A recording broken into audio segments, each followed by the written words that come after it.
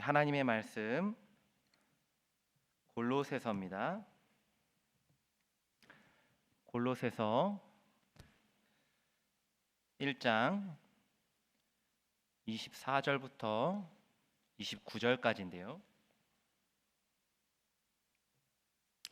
골로새서 1장 24절부터 29절까지 한 절씩 교독합니다. 나는 이제 너희를 위하여 받는 괴로움을 기뻐하고 그리스도의 남은 고난을 그의 몸된 교회를 위하여 내 육체에 채우노라.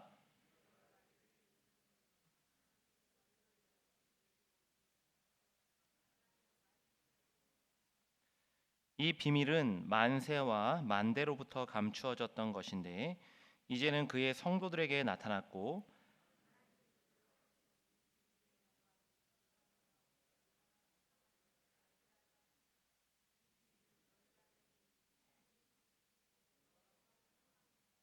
우리가 그를 전파하여 각 사람을 권하고 모든 지혜로 각 사람을 가르침은 각 사람을 그리스도 안에서 완전한 자로 세우려 함이니 이를 위하여 나도 내 속에서 능력으로 역사하시는 이의 역사를 따라 힘을 다하여 수고하노라. 아멘.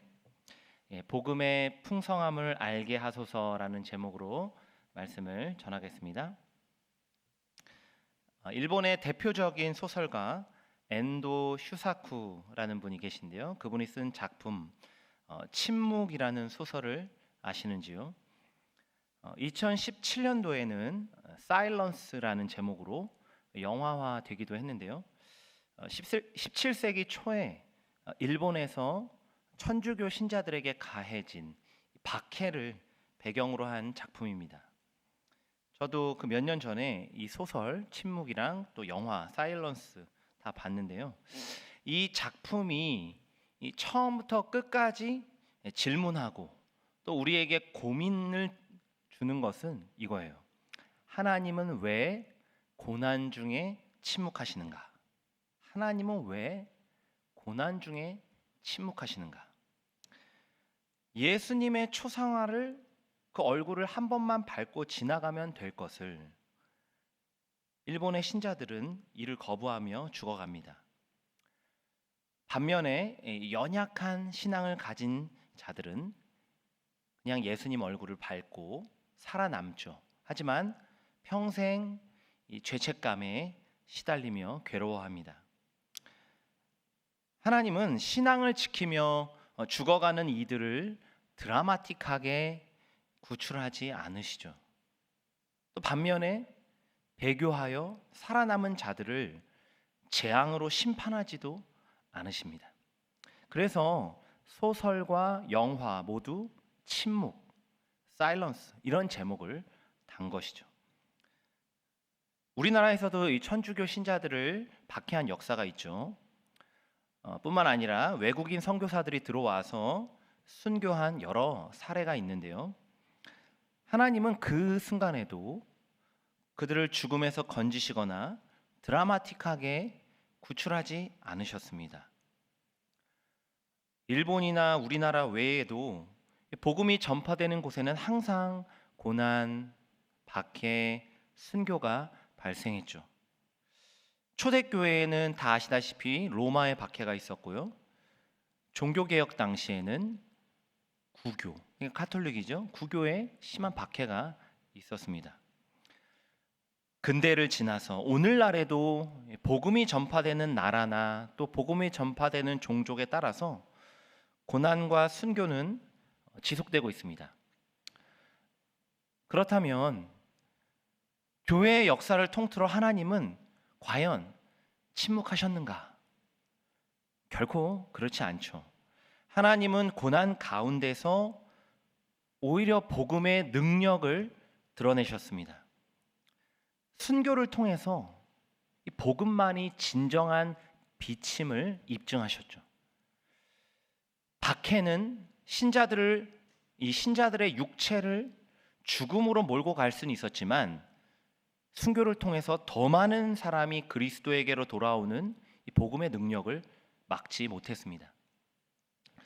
박해가 사람은 죽일 수 있어도 결코 복음은 죽일 수 없었습니다.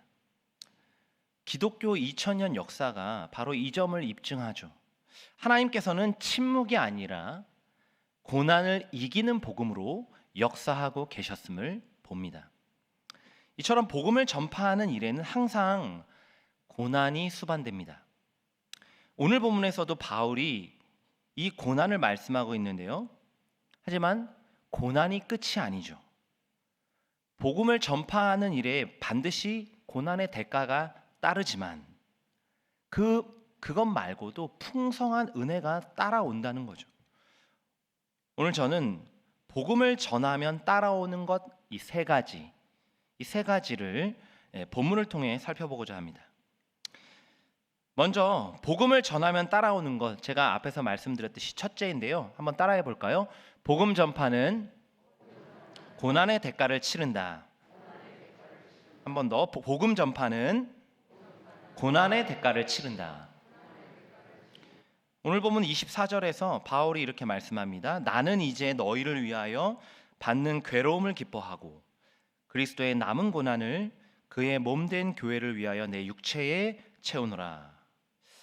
이 24절 말씀은 두 가지 차원에서 좀 어려워요. 첫 번째는 괴로움을 기뻐하고 스스로 고난을 자처하겠다는 고백이잖아요. 이 고백 자체가 참 어렵고 우리 마음을 무겁게 하죠. 두 번째 차원은 그 의미 자체가 잘 이해가 안 돼서 어려워요. 그리스도의 남은 고난을 내 육체에 채운다. 이게 무슨 뜻일까요? 예수님께서 아직 당할 고난이 남아있다, 뭐 이런 뜻일까요? 여기서 그리스도의 남은 고난이라는 것은 이 땅에서 교회가 당하는 핍박을 뜻합니다. 교회는 그리스도의 몸이죠. 그러니까 교회가 박해를 당하면 그리스도의 몸의 머리이신 그 예수님의 고난이 되는 거죠. 바울은 회심 전에 그리스도인들을 박해했죠. 그런 그에게 다메섹 도상에서 예수님이 말씀하십니다. 사도행전 9장 4절인데요. 사울아 사울아 내가 어찌하여 나를 박해하느냐. 주님은 교회를 박해하는 바울에게 왜 나를 박해하느냐라고 말씀하시죠. 그러니까 교회가 받는 고난이 곧 그리스도의 고난이라는 주님의 말씀입니다. 그런데 바울은 그 고난을 내 육체에 채우겠다 이렇게 고백하죠. 심지어 괴로움조차 기뻐하겠다 선포합니다. 지금 현재 바울은 골로새서를 쓰는 당시에 감옥에 붙잡혀 있었죠. 육체는 점점 쇠약해지고 상황은 절망적입니다. 하지만 바울은 이 모든 고난을 기꺼이 당하며 환난 가운데서도 그 감옥에서도 주님을 찬양하고 있습니다. 그가 그럴 수 있는 이유가 무엇입니까? 이 고난이 모두 교회를 위한 고난이요, 더 나아가서는 그리스도를 위한 고난이기 때문이죠. 죽어가는 영혼을 살리기 위한 고난의 대가이기 때문입니다. 주님이 죄를 사하시기 위해 십자가를 지셨듯이 바울은 복음을 전하기 위해 자기 십자가를 진 것입니다. 그는 복음을 전하다가 수많은 박해를 받았죠. 특히 이제 바울은 이방인의 사도 아닙니까? 25절에서 바울은 이 이방인의 사도라는 직분은 바로 하나님이 주신 직분이다 말씀합니다. 그는 땅끝까지 이 이방인들에게 복음을 전하기 위해 어떠한 시련도 마다하지 않았죠. 골로새 성도들 역시 대부분이 이방인이었습니다. 그래서 24절에 보시면 너희를 위하여 또 그의 몸된 교회를 위하여 또 25절에서 교회의 일꾼 된 것은 또 너희를 위하여 이렇게 너희, 교회, 교회, 너희를 위하여 이 네 번이나 반복해서 강조합니다. 그러니까 바울은 지금 이렇게 골로새 성도들에게 외치고 있는 겁니다. 나는 이방인인 너희를 위하여 주님의 몸된 교회를 위하여 당하는 이 고난을 기꺼이 감수하겠다. 그것이 그리스도의 복음을 전하는 일이요, 주님의 몸된 교회를 세우는 일이라면 어떠한 괴로움도 마다하지 않겠다. 비록 나는 지금 감옥 중에 있고 상황은 절망적으로 보일지 모르지만 오히려 이곳에서, 이 괴로움 속에서도 기뻐하며 주님을 찬양하겠다. 오늘 우리도 마찬가지입니다. 세상은 교회를 적대하고 진리에 관심이 없습니다. 이러한 시대에 복음을 전하는 일은 당연히 어렵습니다. 당연히 쉽지 않죠. 물론 이제 바울처럼 우리가 직접적으로 채찍에 맞고 감옥에 갇히는 그런 일은 없죠. 하지만 그리스도인에 대한 부정적인 시각, 또 교회에 대한 조롱, 냉소, 이런 것들이 우리를 위축시킵니다. 예수님을 전하는 일은 고사하고 교회를 다니는 것조차 비밀로 할 때가 많죠. 모두가 말합니다. 복음을 전하기 어려운 시대다. 누군가를 전도하기 힘든 시대다. 그런데 반대로 생각해 보면 복음을 전하기 어렵고 전도하기 어려운 것이 우리가 고난의 대가를 치르려 하지 않기 때문은 아닌가요?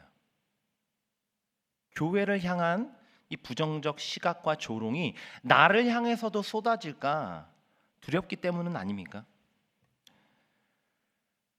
복음을 전하는 일에 어려움이 없었던 적은 단 한 번도 없습니다.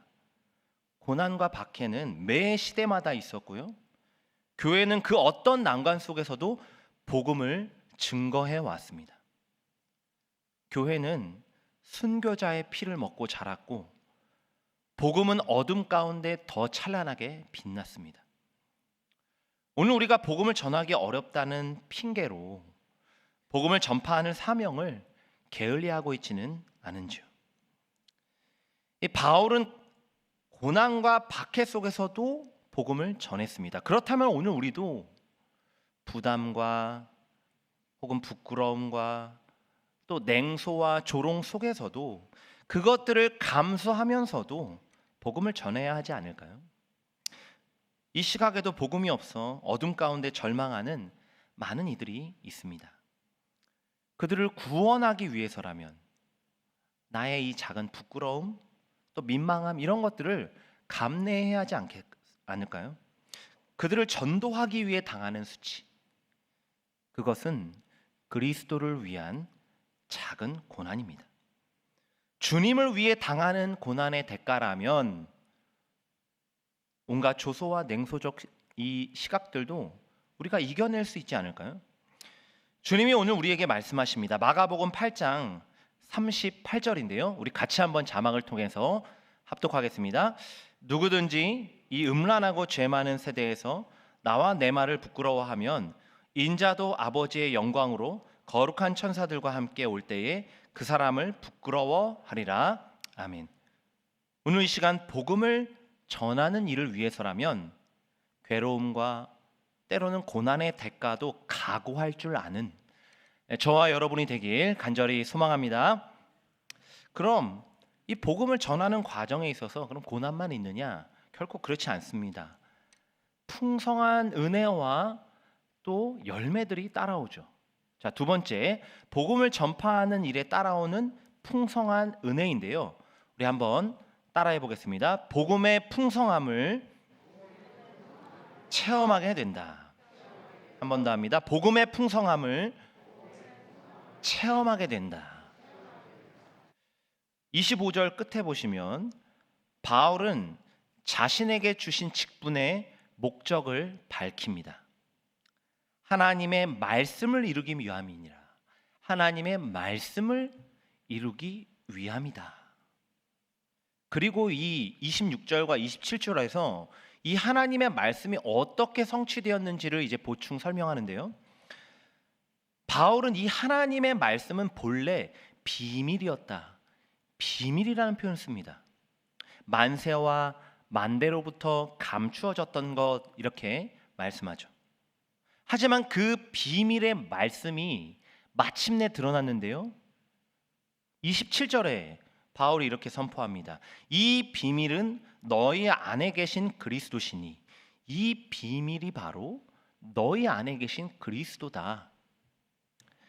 창세로부터 계획된 하나님의 말씀이 무엇입니까? 우리 너무나도 잘 아는 말씀이죠. 창세기 3장 15절인데요. 내가 너로 여자와 원수가 되게 하고 내 후손도 여자의 후손과 원수가 되게 하리니 여자의 후손은 내 머리를 상하게 할 것이요 너는 그의 발꿈치를 상하게 할 것이니라. 이게 보통 원시 복음이라고 이야기하는데요. 하나님의 경륜을 따라 그의 아들이신 예수님, 그 예수님이 여자의 후손으로 이 땅에 오셨습니다. 만물을 창조하신 그리스도께서 인간의 몸을 입고 이 땅에 오셨죠. 주님은 뱀의 머리죠. 곧 모든 죄의 권세를 멸하시고 십자가의 피로 화목을 이루셨습니다. 이 복음, 곧 예수 그리스도가 감추어졌던 하나님 말씀의 온전한 성취입니다. 바울은 이 복음이 26절에 보면 성도들에게 나타났고 그랬어요. 성도들에게 나타났고 또 27절에 보면 하나님께서 그 복음의 영광이 이방인 가운데 얼마나 풍성한지를 알게 하셨다 그랬고요. 또 27절 끝부분에 보면 그 복음이 성도들 안에 계신 그리스도가 곧 영광의 소망임을 깨닫게 한다. 그 복음이 그걸 깨닫게 한다라는 거죠. 말씀하고 있습니다. 바울은 이방인의 사도로 헌신했습니다. 그는 이 직분을 따라 복음을 전하면서 이 복음의 풍성함이 얼마나 크고 깊은지를 체험했어요. 유대인인 바울은 이 이방인을 회심시키는 복음의 능력을 경험한 거예요. 이것이 그리스도의 나타나심이다 고백한 겁니다. 또 수많은 이방인이 그리스도를 믿고 세례를 받았잖아요. 이거는 바울의 예상을 훨씬 뛰어넘는 복음의 풍성함이었습니다. 이걸 알게 된 거죠. 또 더 나아가서 복음은 성도들 안에 계신 그리스도를 보게 합니다. 성도가 내 안에 계신 그리스도를 보게 될 때 이 땅의 소망을 두지 않고 부활의 영광의 소망을 품게 되죠. 이처럼 바울은 이방인에게 복음을 전파하는 일을 통해서 그리스도의 복음이 주는 이 부요함, 이 풍성함을 체험한 겁니다. 그는 복음의 능력을 체험했고 복음의 풍성함을 알게 됐고 복음이 주는 영광의 소망, 부활의 소망을 품고 살았습니다. 오늘 우리도 복음을 전파하는 삶을 살 때 이 복음의 풍성함을 알게 됩니다. 반면에 복음을 전하지 않는 자들에게는 이러한 복음의 부요함도 주어지지 않는 거죠. 오늘도 복음의 능력은 반드시 나타납니다. 절망에 빠진 자들을 위로하고 어둠 가운데 있는 이들을 빛으로 인도합니다. 시대가 참 어둡고 사람들의 마음이 점점 더 강팍해지고 있습니다. 그러나 그럼에도 불구하고 복음은 모든 것을 변화시키고 회복시키는 능력이 있는 줄 믿습니다. 오늘 우리가 이 능력을 체험하길 바랍니다. 영혼을 구원하고 삶을 뒤바꾸는 복음을 체험하시길 바랍니다. 그러기 위해서는 우리가 복음의 능력을 믿고 주변에 전해야죠. 실제로 복음은 오늘도 수많은 자들을 주님께로 돌아오게 하고 있습니다. 이거를 볼 때, 이러한 역사들을 보게 될 때 복음의 풍성함을 깨닫게 되죠. 알게 모르게 정치, 경제, 사회계에 이 영향력 있는 사람 중에서 그리스도인들이 꽤 있습니다. 특히 연예계에는요, 그리스도인들의 선한 영향력이 물밑에서 조금씩 드러나고 있습니다. 자, 2016년에 이 중국의 한 유명한 배우, 그 배우가 생방송에서 한 수상 소감이 우리에게도 굉장히 도전을 주는데요. 영상으로 잠깐 한번 보겠습니다.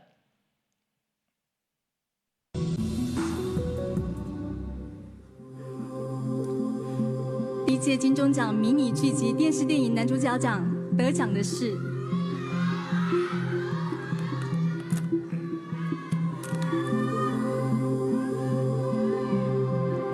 李天柱。恭喜电影人生剧展再见女儿。顿失天伦的父亲，周旋在2个女儿、2个老婆，甚至两岸中间，想解谜却无法找到真相，找到又难以承受。中年男性的委屈、压抑、费解，以非常平实的方法娓娓道来。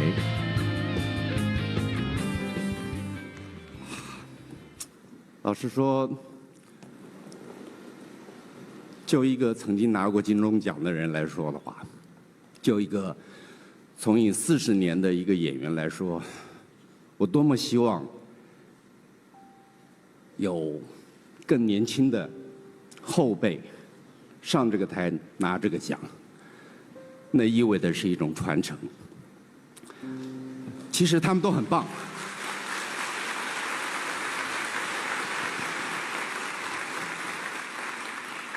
你们都很棒，只是上帝拣选了我。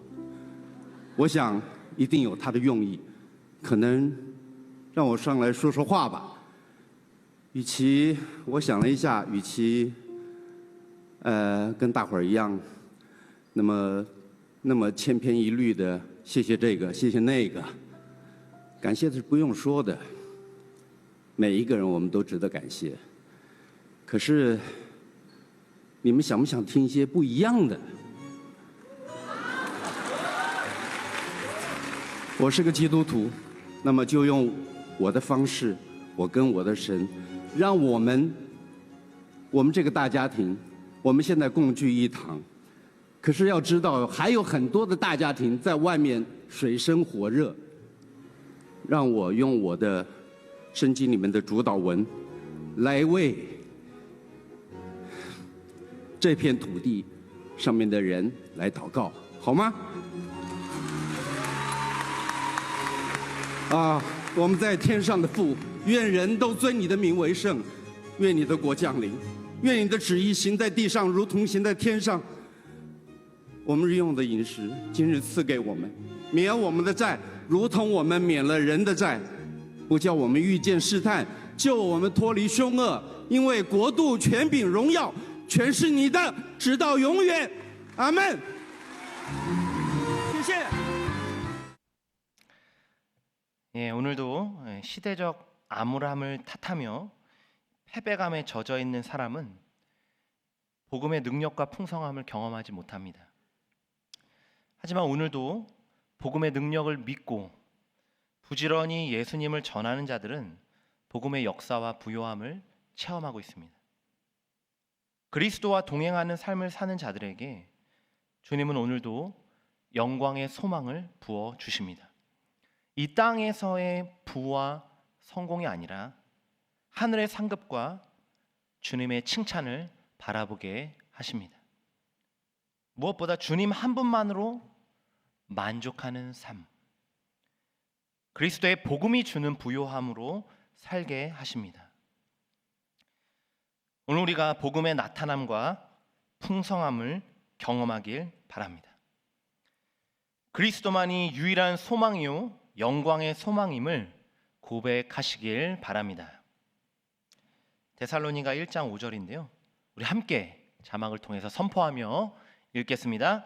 이는 우리 복음이 너희에게 말로만 이른 것이 아니라 또한 능력과 성령과 큰 확신으로 된 것임이라. 아멘.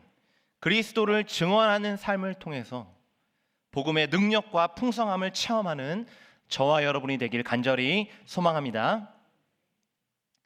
자, 마지막 세 번째인데요. 이 세 번째는 복음을 전파하면 따라오는 열매입니다. 한번 따라해 보겠습니다. 성숙한 신자로 교회를 세운다. 한 번 더 합니다. 성숙한 신자로 교회를 세운다. 바울은 28절에 이렇게 말씀합니다. 우리가 그를 전파하여 각 사람을 권하고 모든 지혜로 각 사람을 가르침은 각 사람을 그리스도 안에서 완전한 자로 세우려 함이니. 바울은 그리스도를 전하는 목표를 밝힙니다. 그것은 각 사람을 그리스도 안에서 완전한 자로 세우는 일입니다. 여기서 이 완전한이라고 번역된 단어가 본래는 흠이 없는 혹은 성숙한 이런 뜻입니다. 바로 앞선 본문 22절에서요.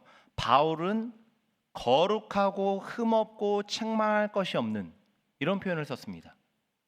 거룩하고 흠없고 책망할 것이 없는 이 표현을 오늘 보면 28절에서는 완전한 자라는 이 한 단어로 축약해서 쓴 거죠. 물론 그 어떤 성도도 완전하지 않습니다. 모두가 연약하고 흠이 있죠. 하지만 그렇기 때문에 더더욱 복음은 모든 신자가 완전한 자로 세워지기까지 계속 전파되어야 합니다. 에베소서 4장 13절은 이것을 좀 더 이해하기 쉽게 설명하는데요. 우리가 다 하나님의 아들을 믿는 것과 아는 일에 하나가 되어 온전한 사람을 이루어 그리스도의 장성한 분량이 충만한 데까지 이르리니. 복음을 전하는 일은 불신자나 초신자에게만 필요한 게 아닙니다. 모든 성도, 각 사람이 완전한 자로 세워질 때까지 곧 그리스도의 장성한 분량이죠. 성숙한 신자가 되어가는 과정에서 계속 복음이 전파되어야 합니다. 바울은 바로 이 점을 강조하고 있는 겁니다. 또 한편 바울은 이 장성한 신자, 거룩한 성도를 길러내기 위해서 각 사람을 모든 지혜로 권하고 가르쳐야 한다 말씀하는데요. 여기서 이제 권한다라는 것은 벗어난 길, 잘못된 길로 가는 성도들을 돌이키는 권면을 뜻합니다. 또 가르침이라는 것은 성도들에게 주어져야 할 모든 이 신앙적인 가치, 이 교훈 이런 것들을 포함합니다. 중요한 것은 이 권하고 가르치는 모든 지혜가 어디로부터 나오나요? 복음으로부터 나온다는 사실이에요. 따라서 바울은 교회 밖에서만이 아니라 교회 안에서도 계속 복음이 전파되어야 함을 말씀합니다. 그 복음은 성도들을 올바른 길로 인도하고 참된 신앙의 가치관을 가르칩니다. 각 사람을 그리스도의 장성한 분량, 충만한 데까지 이르게 하는 이 완전한 신자를 세우는 능력입니다.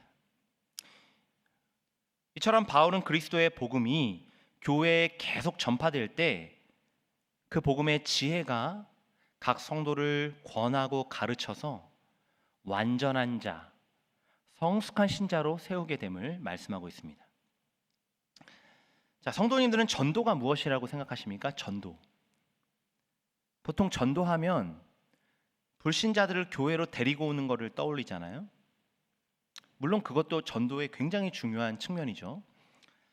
하지만 그것이 전도의 전부는 아닙니다. 어찌 보면 이 고정관념이 너무 강해서 전도의 다른 중요한 측면을 가리고 있지는 않은가 이렇게 우려스럽기도 하는데요. 전도가 무엇입니까? 십자가의 도를 전하는 겁니다. 십자가의 도를 전하는 것. 그러니까 오늘 본문으로 이야기하면 복음을 전파하는 게 전도입니다. 그렇다면 오늘 본문 바울의 주장에 근거한다면 복음을 전파하는 일은 불신자들에게만 할 게 아니라 기존 신자들에게도 계속되어야 하죠. 그러니까 전도는 교회 밖에서만이 아니라 교회 안에서도 행해져야 한다는 사실입니다. 1980년대까지만 해도 한국 교회는 수적으로 급성장을 경험했습니다. 교회들은 이 불신자들을 교회로 전도하는 데 굉장히 열심이었잖아요. 그래서 주일마다 예배당에는 불신자와 초신자들이 넘쳐났습니다. 문제는 당시에는 숫자와 건물을 자랑하는 시대예요. 물론 오늘도 그런 경향이 아예 없진 않지만 그때는 굉장히 그 경향이 심했습니다. 그러니까 불신자들을 예배당에 앉히는 데만 관심이 있고 앉혀놓은 자들에게 복음을 가르치는 일에 소홀했던 거죠. 즉 교회 밖의 전도는 활발했는데 교회 안의 전도가 빈약했던 것입니다. 그 결과가 90년대 이후로 겪게 되는 교회의 마이너스 성장입니다. 교회는 다니지만 복음의 풍성함을 알지 못하는 성도죠. 교회 봉사는 열심히 하지만 세상에서의 삶은 너무나 미성숙한 성도. 즉 교회 밖의 전도만 힘쓰고 교회 안의 전도를 소홀히 한 처참한 결과입니다.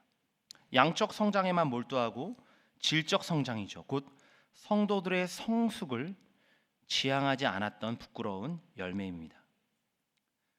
성숙하지 못한 신자들은 예배당 건물을 놓고 싸웠습니다. 그런 모습에 실망한 성도들은 교회를 떠나버렸죠. 세상은 그런 교회의 모습에서 복음을 듣지도 보지도 못한 겁니다. 오늘 우리에게 전도에 대한 좀 더 풍성한 이해가 있어야 합니다. 복음을 전파하는 일은 교회 밖과 교회 안에 모두 필요합니다. 전도는 불신자와 초신자만이 아니라 기신자와 오래된 신자에게도 절실합니다. 복음을 전하는 일은 신자를 태어나게 하는 데서 끝나지 않습니다. 전도는 우리를 바른 길로 인도하고 성숙한 신자로 자라게 합니다. 따라서 우리가 전도와 양육 이거를 너무 이분법적으로 나눌 필요가 없습니다. 영혼 구령의 전도, 또 성숙한 신자를 세우는 전도, 이 모두를 균형 있게 해 나가야 하는 것이죠. 오늘 우리가 이 사실을 마음에 새기길 바랍니다. 복음은 성도를 태어나게 함과 동시에 장성한 자로 성장하게 합니다. 우리 한번 따라해 보겠습니다. 자막을 통해서 복음은 태어나게도 하고 자라게도 한다. 한 번 더. 복음은 태어나게도 하고 자라게도 한다. 그래서 복음은 불신자나 초신자에게만 필요한 게 아닙니다.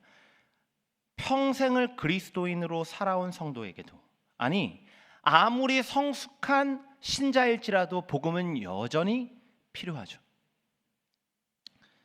복음이 곧 하나님의 지혜요, 하나님의 능력이기 때문입니다.